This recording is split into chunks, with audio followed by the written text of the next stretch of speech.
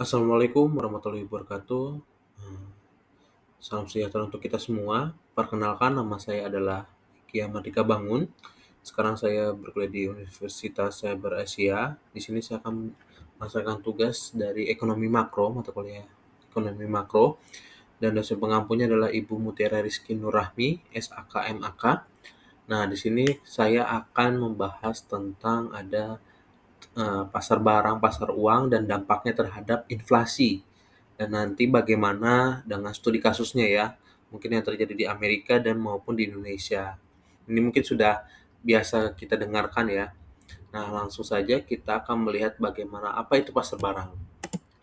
Nah, nih, pasar barang adalah tempat terjadinya antara interaksi bagaimana permintaan agregat atau AD dengan penawaran agregat atau AS untuk barang dan jasa dalam perekonomian. Nah, di sini adalah permintaan dan penawaran ya. Biasanya itu ada kurva ketika permintaan lebih banyak akan bergeser kemana, ketika penawaran lebih banyak akan bergeser kemana, gitu kan. Yang kedua adalah pasar uang. Nah, ini pasar uang adalah tempat di mana permintaan dan penawaran terhadap uang atau uang beredar saling berinteraksi dalam ekonomi makro. Nah, pasar uang ini menggambarkan hubungan antara permintaan uang, misalnya oleh rumah tangga dan perusahaan, dan penawaran uang. Nah, ini ditentukan oleh bank sentral. Nah, ini biasanya dilakukan oleh Bank Indonesia ya, kalau di Indonesia gitu kan. Bagaimana dia memberi kebijakan seperti itu. Kita lanjut. Nah, ini pasar barang dan kurva IS. IS ini investment ya. Di mana di sini definisi dari pasar barang itu interaksi antara konsumen C terhadap investasi dan pengeluaran pemerintah dan dan ekspor netonya. Nah, ini ketika kurva IS atau menunjukkan kombinasi tingkat suku bunga dan output ya saat investasi sama dengan tabungan. Nah, ini berslop negatif, bunga itu biasanya naik ke atas, investasi itu bergerak ke kanan. eh Habis itu bisa bergerak juga dari ke kanan ke kiri ya. Nah, gambar kurva IS ini menurun. Dilihat di sini ada di dalam hijau gelap ya di sini. Nah, kalau misalnya itu ekspansif, kurva IS itu akan bergeser ke kanan atau dalam arti bunganya naik. Nah, kalau kontraktif itu IS bergeser ke kiri dan bunganya akan turun. Contohnya itu pada saat stimulus fiskal ya, saat COVID-19 yaitu bagaimana IS itu bergerak ke kanan, seperti itu. Nah, ini pasar uang, kurva LM di sini pasar uang itu interaksi dalam penawaran uang M dan permintaan uang yaitu L. Nah, di sini menunjukkan bagaimana kondisi kombinasi Y di mana pasar uang itu seimbang. Nah, ini kita bisa lihat berslop positif, yaitu di mana permintaan uang itu naik, bunga juga harus naik. Nah, gambarnya seperti ini, kurva itu LM menanjak dalam gambar oranye ya. Nah, kalau ini pergeseran kurva LM itu biasanya ketika ekspansif atau naik itu, LM akan ke kanan dan bunga itu akan turun. Jadi outputnya itu naik, kontraktif itu yaitu LM ke kiri, bunganya naik, dan outputnya turun. Seperti itu. Nah, keseimbangan IS dan LM ini seperti apa? Ketika titik potong IS dan LM ini menentukan output dan suku bunga, maka kombinasi kebijakan yang tepat adalah ekspansi fiskal maupun kalau misalnya menggeser ke LM, misalnya tadi ke pasar uang, itu ekspansi moneter. Jadi ketika penawaran dan permintaan itu bergeser ke kanan, itu nanti akan kebijakan fiskal.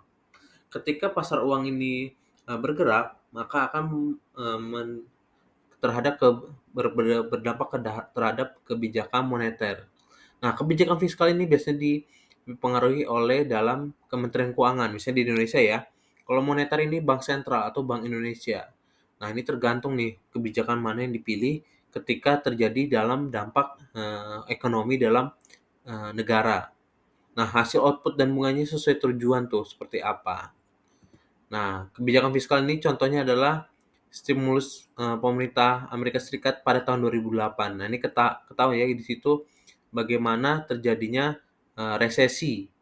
Nah, akhirnya pemerintah itu menggelontorkan untuk stimulus dan juga Australia ini mmm, nah ini ketika tahun 2008 itu adalah krisis moneter di tahun 2008. Di mana di situ adalah kenapa, terjadi krisis moneter atau resesi di Amerika Serikat terjadi karena kredit macet, di mana perumahan-perumahan itu tidak bisa membayar bunga ketika mereka mencicil. Makanya di sini, ada stimulus dari, pemerintah Amerika Serikat untuk mengembalikan kembali, di mana dia menurunkan bunganya. Nah, kalau di Indonesia itu terjadi pada tahun 2008, di mana di situ ekonomi sedang kacau, di mana penawaran itu sangat tinggi, tapi permintaan juga sangat tinggi juga gitu kan. Nah, ini terjadi di mana eh, luar negeri itu menarik kembali investasinya dan lapangan pekerjaan itu semakin menurun. Nah, di sini harus terjadi kebijakan fiskal. Nah, kontraktifnya itu di mana pajak naik atau belanja turun, biasanya IS itu akan ke kiri. Nah, terjadi nih ketika pajak naik, eee, akan terjadi itu adalah, daya daya beli masyarakat akan menurun. Kenapa? Ketika pajak naik, itu terjadi kenaikan, barang, harga nilai barang ya. Nah, akhirnya masyarakat itu akan nilai nilai belinya akan turun. Nah, IS-nya ini akan ke kiri, mereka akan lebih banyak saving atau berinvestasi, seperti itu dan akan terjadinya inflasi. Nah, kebijakan moneter ini yang tadi saya sebutkan itu biasanya akan, diberikan oleh bank sentral atau Bank Indonesia ya di Indonesia. Nah, ini terjadi ketika,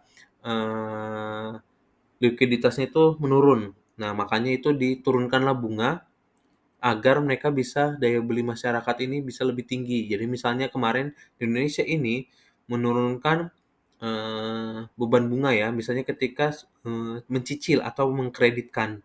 Kredit misalnya KPR atau kredit, bunga, misalnya kredit, dalam artian mobil, nah itu diturunkan suku bunganya untuk menaikkan investasi dan juga menaikkan dalam, pembelian daya beli masyarakat. Nah, kontraktifnya itu ketika bunga naik, itu untuk menekankan inflasi, seperti itu. Nah, studi kasusnya ini adalah, pada krisis tahun 2008 di AS ya, di Amerika Serikat, di mana ini stimulusnya itu sebesar 787 miliar. Ini kita bisa melihat ya, itu sangat berdampak secara global, di mana daya beli masyarakat dan juga daya beli, apalagi ini super power ya dari Amerika, di mana ini, berdampak secara global dan juga berdampak kepada, eee, Cina ya. Di Cina di sini juga berdampak, kenapa? Mereka sering ekspor ke Amerika. Ketika mereka ekspor ke Amerika tapi daya belinya sangat sedikit, itu berdampak juga secara global. Akhirnya moneternya ini menurunkan suku bunganya mendekati 0% agar mereka bisa membayar cicilannya. Ini kan terjadi ya. Nah, kombinasi itu menyebabkan IS dan LM itu bergeser ke kanan untuk stabilisasi output-nya, seperti itu. Baik, selanjutnya itu adalah studi kasus yang kedua itu adalah COVID-19 Indonesia. Ini, sudah berdampak dan juga kita merasakan ya, bagaimana COVID-19 ini berdampak dalam perekonomian secara global dan juga Indonesia. Nah, efeknya apa? Ketika COVID-19 ini menyerang, virus-virus ini menurunnya investasi. Kenapa? Karena ketika asing ini membutuhkan uang, mereka menjual dan menarik semua uangnya di Indonesia karena mereka membutuhkan uang untuk bertahan hidup. Nah, ketika investasi itu ditarik, akan menurunnya, daya beli masyarakat atau rantai pasok ya, rantai pasok dalam barang dan juga jasa, itu akhirnya akan berdampak besar terhadap perekonomian. Ketika rantai pasok ini menurun, permintaan naik, nah itu akan berdampak terhadap, eee, perekonomian negara dan perekonomian masyarakat. Ketika rantai pasok ini juga, menurun, itu juga akan, berdampak terhadap, dari distribusi barang ya. Ketika orang-orang itu akan dirumahkan, ketika orang-orang itu tidak bisa bergerak secara bebas, ekspor impor juga itu akan berdampak. Nah, ini akhirnya terdapat dari fiskal maupun moneter ya. Apa kebijakan-kebijakan yang akan diambil oleh Indonesia itu akan kita bahas nanti ya. Nah, ini studi kasusnya itu yang tadi saya sebutkan. Di sini adalah program dari Amerika itu adalah American Recovery atau Reinvestment Act atau ARA tahun 2009 itu nilai totalnya itu digelontorkan sebesar 787 miliar dolar. Nah, isi kebijakannya itu adalah pengeluaran pemerintah untuk infrastruktur, pendidikan, energi, dan kesehatan itu digelontorkan. Terus itu pemotongan pajak bagi rumah tangga dan bisnis. Nah, ini yang tadi saya sebutkan, di mana kredit macet dari rumah tangga atau pembelian perumahan akhirnya dipotong pajaknya agar mereka bisa dapat mencicil dan membayar. Terus yaitu transfer langsung ke rumah tangga dan pemerintah daerah ini seperti bansos ya. Bagaimana mereka bantuan sosial itu langsung ditransfer ke rumah tangga maupun pemerintah daerah.